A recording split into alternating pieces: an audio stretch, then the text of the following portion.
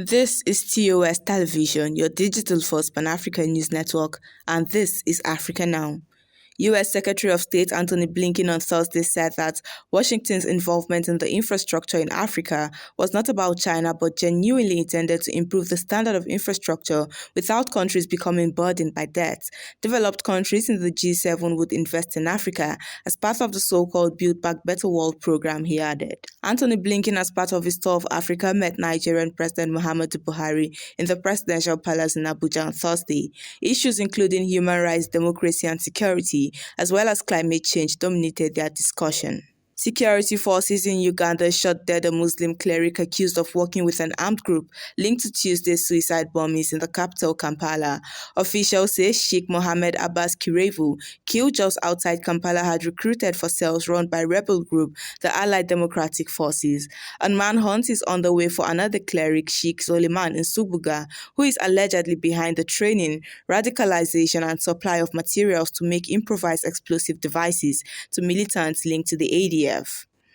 The UN says 6 of its staff have been released in Ethiopia, leaving 5 in detention. There have been widespread arrests in the country following the declaration of a state of emergencies. Authorities have recently denied targeting any specific people during arrests, saying those arrested had contravened emergency laws. Nearly a month after internet services were suspended in Sudan, following the October 25th coup, all telecommunications companies had their internet services restored on Thursday, following instructions from Sudanese authorities. A court had ordered the country's 3 main telecom companies to restore the internet on November 9, but the outage persisted.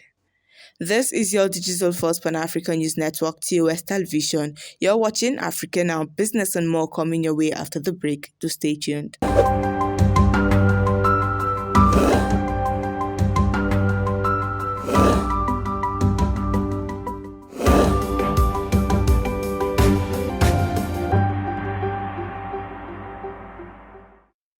Welcome back. In business, the year-long war in neighbouring Ethiopia has had a drastic impact on Djibouti's economy, says the government.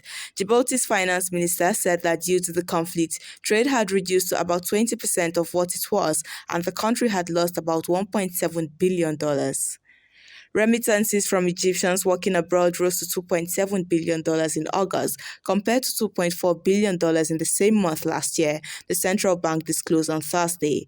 Remittances in January to August amounted to $21.4 billion, up by a total of $2 billion from the same period a year prior, the bank added. And moving away from business, the United States is lifting restrictions on 4 Burundians who meted sanctions in 2015 over violence in the country, the White House said on Thursday, because it recognizes the progress made by President Ndiyishimiye on addressing trafficking in persons, economic reforms, and combating corruption. In 2015, the United States sanctioned 4 former and then-serving officials, citing targeted killings, arbitrary arrests, torture, and political repression by security forces. Tunisian President Kais Saied on Thursday says he was working non-stop on a timetable for reforming the political system in a way that responds to the demands of Tunisians. The reform is intended to diffuse growing criticism abroad and at home since he dismissed the cabinet, suspended parliament and took personal power 4 months ago. And in sports, Frenchman Didier Gomes de Rosa will coach Mauritania at January's Africa Cup of Nations finals in Cameroon, where they are in Group F, along with the Gambia, Tunisia and Mali. He replaces Corentin Martins, who lost his job in October after Mauritania failed to reach the African World Cup playoffs. And that is it on Africa Now. For more updates, do visit our website at www.tostvnetwork.com. Follow us and like our social media handles on Facebook, Twitter, and Instagram. And remember to subscribe on YouTube. To stay with us and enjoy more programs on TOS Television Network. Thanks for listening.